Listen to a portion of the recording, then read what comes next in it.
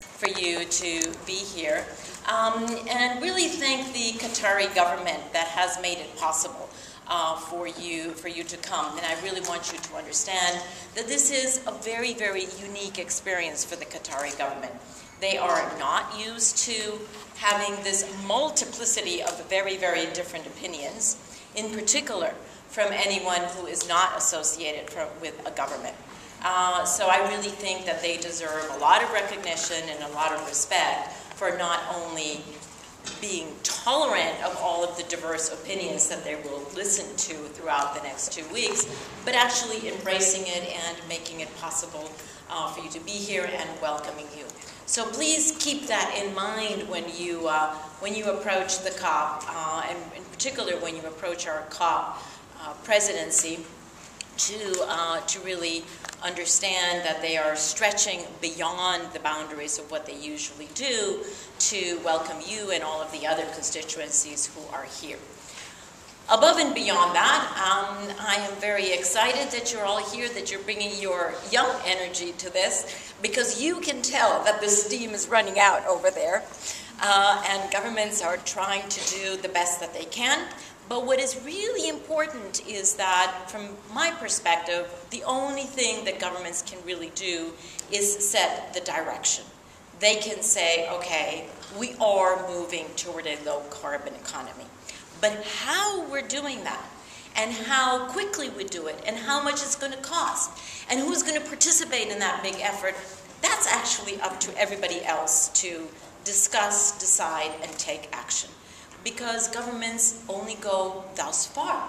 Governments are voted into power in most countries, and they will do what their elected, what their voters tell them to do. Hence, it is the voters, you all, who really have the power to indicate how things are going to be, done. So think of yourselves, if this were a really huge boat, think of the governments as being up on the captain bridge saying, okay, this is the direction in which we're moving, but think of yourselves as being in the engine room. You need to provide the impetus. You need to provide the push. You need to provide the very clear expectations, the very clear messages. And I'm not telling only you. This is something that you actually share with the private sector, that you share with all the rest of civil society, that you share with everyone who's not directly involved in the government negotiations. Because the governments will and have charted the direction. But how quickly we get there needs to be decided by everyone else.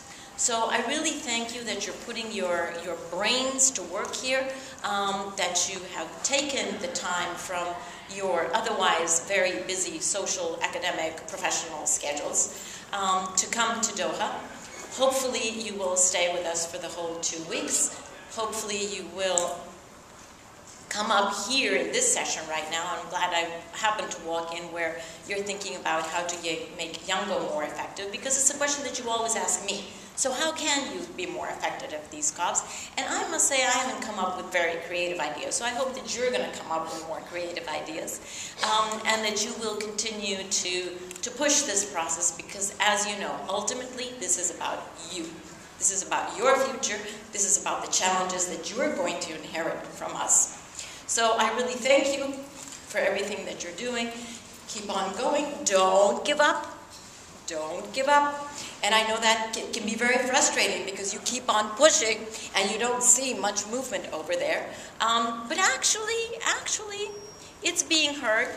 It definitely is being heard. And when you look at what has happened over the past 2 to 3 years in the process, it definitely is moving in the right direction. Not at the right speed and not at the right scale, but it's moving in the right direction. So guys, you need to provide the speed, you need to provide the scale, and the direction is being over there. So thanks very much. Don't give up.